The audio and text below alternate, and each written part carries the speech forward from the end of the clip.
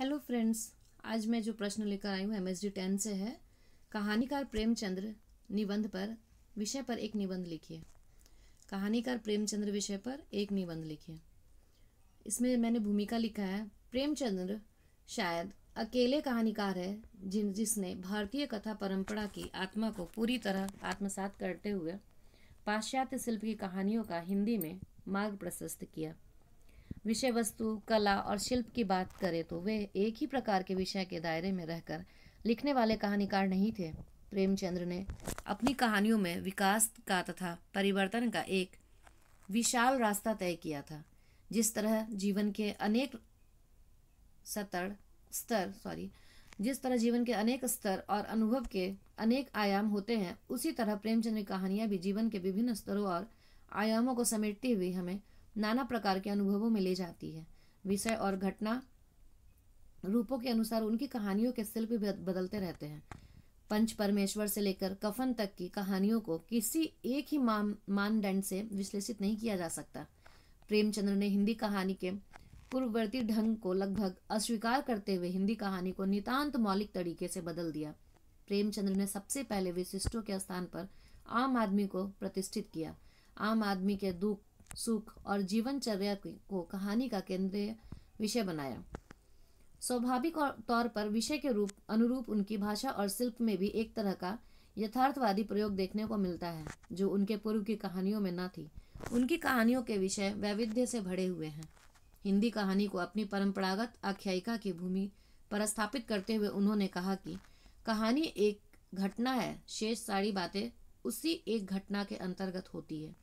वे कहते हैं कहानी एक रचना है जिसमें जीवन के किसी एक रंग या मनोभाव को प्रदर्शित करना ही लेखक का उद्देश्य होता है।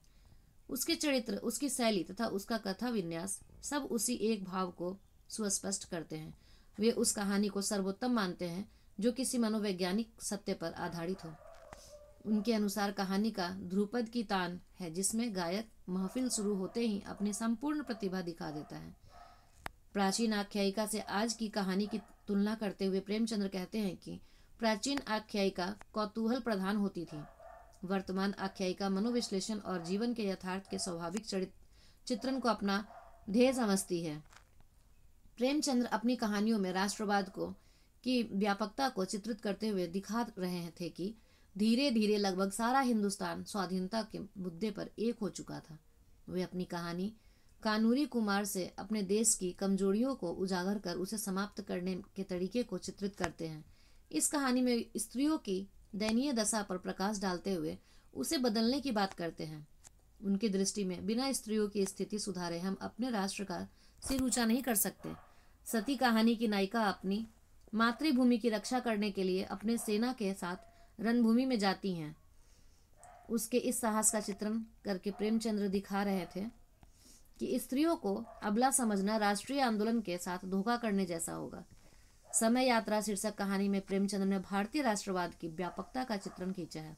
आहुति शीर्षक कहानी में इस बात का चित्रण हुआ है कि किस प्रकार से स्वयंसेवक अपने प्राण हथेली पर लेकर स्वदेशी आंदोलन को आगे बढ़ा रहे हैं। पत्नी से पति कहानी में भी प्रेमचंद्र को सर्वोपरि स्वीकार किया गया है। मैकू शीर्षक कहानी में मनुष्य के बदलते भावों को स्वाधीनता आंदोलन से जोड़कर एक नया आदर्श देने की कोशिश की गई। दो बैलों की कथा शीर्षक कहानी के बैलों के सत्याग्रह को दिखाया गया है। भारतीय समाज में स्त्रियों की समस्याएं हो, चाहे दलित समाज की किसानों की समस्याएं हो, चाहे सांप्रदायिकता की, प्रेमचंद्र ने सब पर गंभीरता से विचार किया है। उनकी स्पष्ट समझ थी कि सिर्फ ऊपरी परिवर्तन से कोई विशेष लाभ नहीं होगा। उन्होंने कुमारी शिक्षा का आदर्श में लिखा है कि मुश्किल तो यह है कि पुरुषों ने महिलाओं को इतना सताया है कि अब वे माताएं और गृहिणी न बनकर अपनी आर्थिक स्वाधीनता प्राप्त करने पर तुली हुई हैं। अगर पुरुष बच्चे पालन पोषण पकाना नहीं जानते तो स्त्री क्यों सीखे? जो विद्या पढ़कर पुरुष रोटी कमाता है और इसलिए औरतों को अपनी लौंडी समझता है, वही विद्या स्त्री भी सीखना चाहती है। वह खाना क्यों पकाए, वकालत क्यों ना करे, अध्यापिका क्यों ना बने?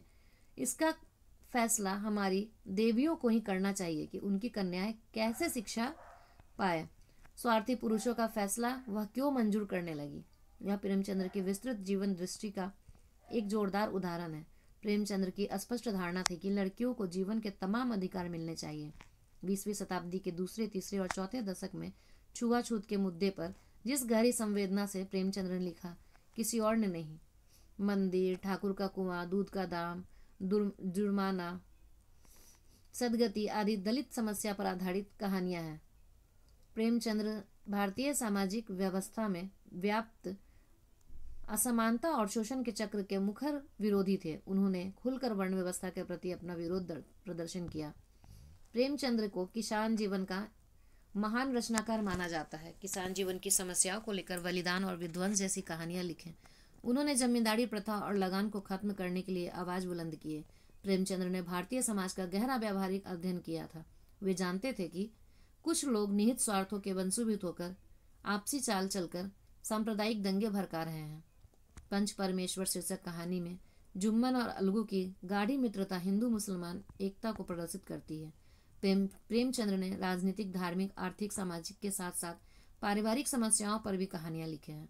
बूढ़ी काकी, बड़े भाई साहब, बेटों वाली विधवा, दो भाई, बैर का अंत, गृह दाह, अलग योजना से समस्त कहानियां पारिवारिक समस्या पर आधारित है।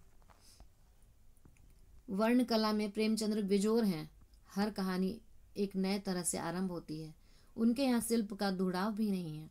गुल्ली डंडा कहानी एक निबंध की तरह शुरू होती है, जबकि मुक्ति मार्ग की शुरुआत ही व्यंग विगद्ध वाक्यों से होती है।